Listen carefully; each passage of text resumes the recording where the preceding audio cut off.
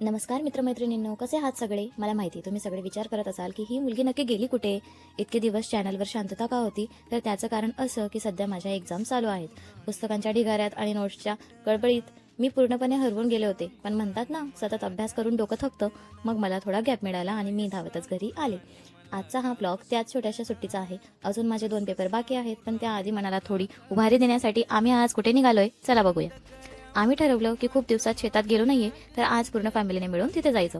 आम्ही 2 गाड्या घेऊन निघालो. एका गाडीवर मी आणि माझा लाडका भाऊ होतो आणि आमच्या मागे दुसऱ्या बाईकवर मम्मी आणि पप्पा. रस्त्यात तो टोल नाका लागला. गार वारा सुटला होता आणि खऱ्या अर्थाने मला जाणवलं की मी अभ्यासाच्या टेन्शनमधून बाहेर आले. गाडी चालवतानाच्या गप्पा आणि रस्त्यावरची ती मजा काही वेगळीच असते. शेतात पाऊल टाकता सर्वात आधी आमचं स्वागत केलं ते आमच्या या रुबाबदार दोस्तांनी. आमची गाय आणि बैल तिथे अगदी दिमाखात उभे होते. त्यांना असं शांत आणि स्थिर उभं राहिलेलं बघून एक वेगळाच आत्मविश्वास मिळतो.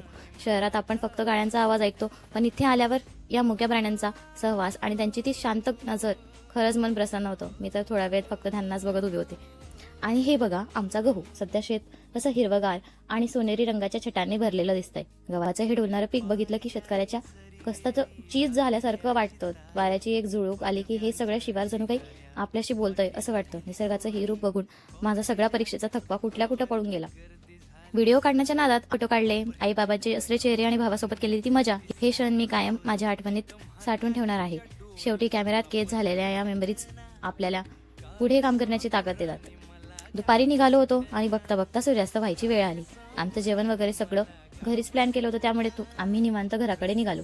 पोटात भूक होती आणि मनात एक प्रकारची तृप्ती. तर मित्रांनो, असा होता माझा छोटासा पण खूप स्पेशल ब्लॉग. आता मला पुन्हा माझ्या पुस्तकांकडे वळायचं आहे. पेपर संपले की मी पुन्हा तुमच्यासाठी नवनवीन व्हिडिओ घेऊन येईनच. तुम्हाला हा व्हिडिओ कसा वाटला कमेंटमध्ये नक्की सांगा. आवडला असेल तर लाईक करा, आपल्या मित्रमैत्रिणींना शेअर करा आणि आपल्या चॅनलला सबस्क्राईब करायला विसरू नका. भेटूया लवकरच. तोपर्यंत काळजी घ्या आणि आनंदी राहा. Bye bye.